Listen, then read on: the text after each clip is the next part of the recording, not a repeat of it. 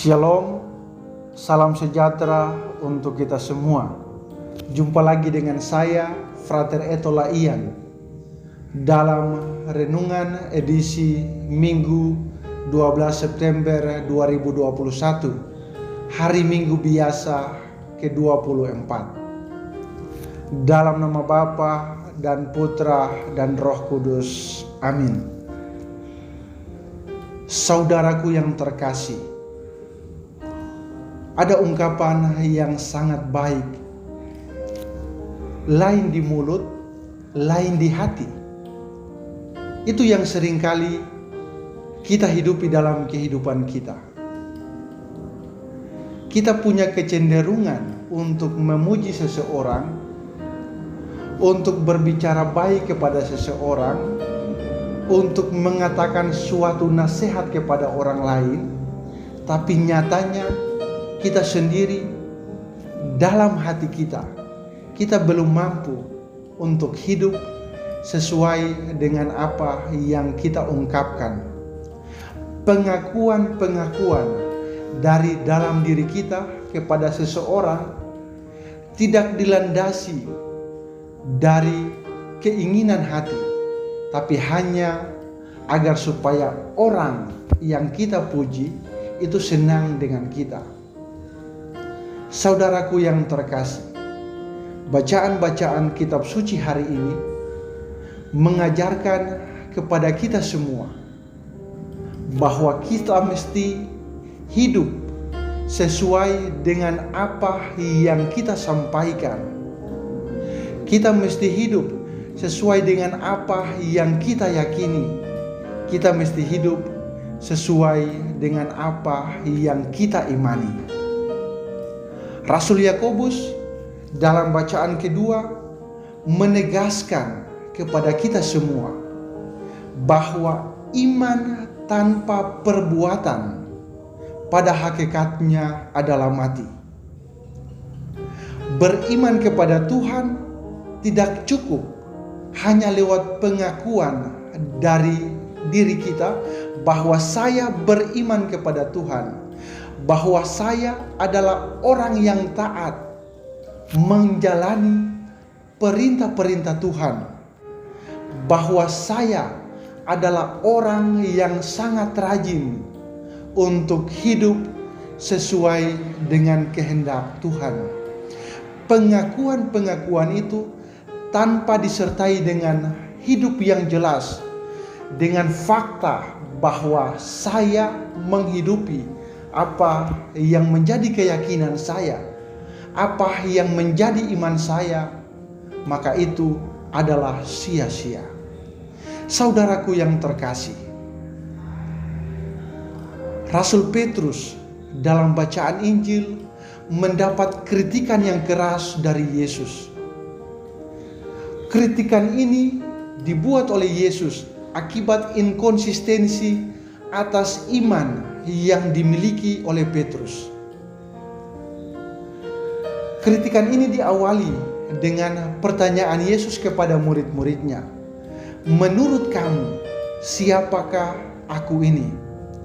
Ada yang menjawab, Yesus itu adalah Elia. Yesus itu adalah Musa. Yesus itu adalah nabi yang akan datang. Tapi Yesus kemudian bertanya sekali lagi, menurut kamu, siapakah aku ini?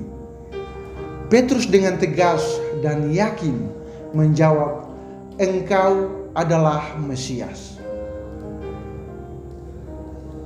Kemudian kelanjutannya ketika Yesus memberikan pengajaran, Yesus mewartakan tentang apa yang bakalan terjadi dengan dirinya, bahwa Yesus akan ditolak oleh tua-tua bangsa Israel, oleh orang-orangnya sendiri. Yesus akan menderita, wafat di kayu salib. Ketika mendengar tentang pengajaran ini, Petrus kemudian memanggil Yesus dan menegur Yesus. Petrus tidak menerima bahwa Mesias yang baginya adalah raja yang akan membebaskan bangsa Israel dari perbudakan dosa harus mengalami nasib seperti yang disampaikannya, bahwa dia akan diserahkan, kemudian diadili, menderita, bahkan wafat.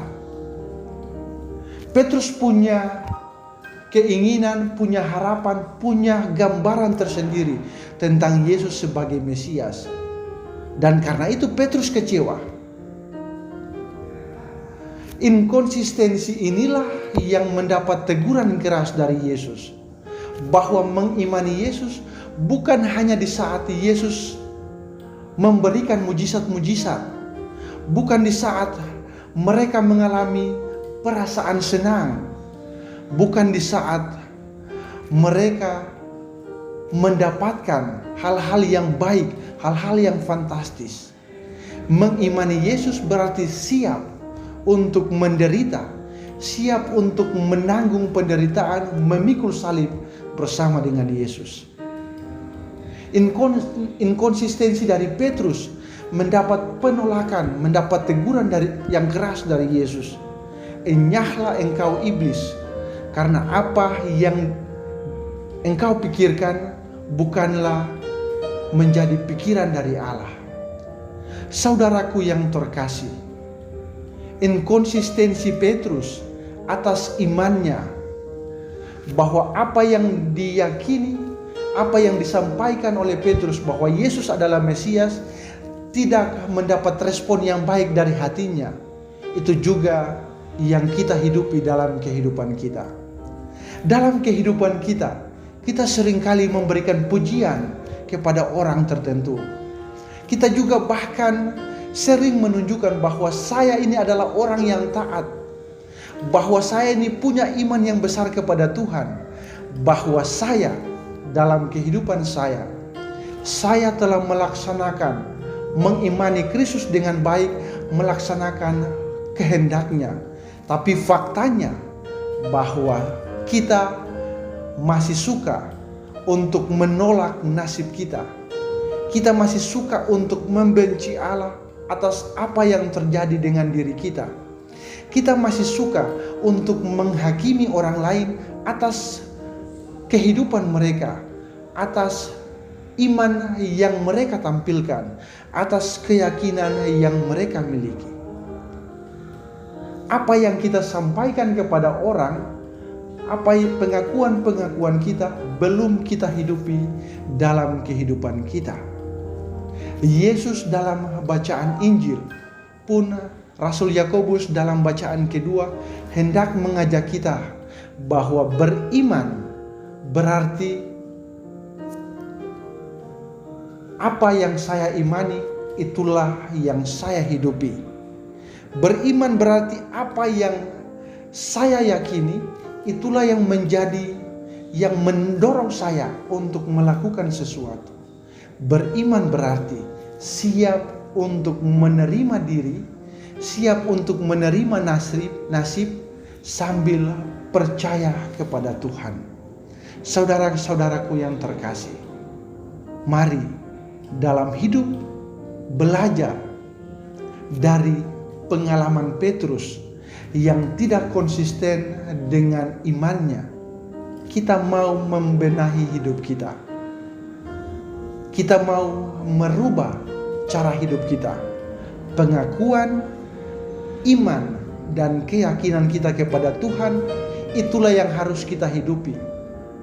Kehendak Tuhan, itulah yang harus kita hidupi.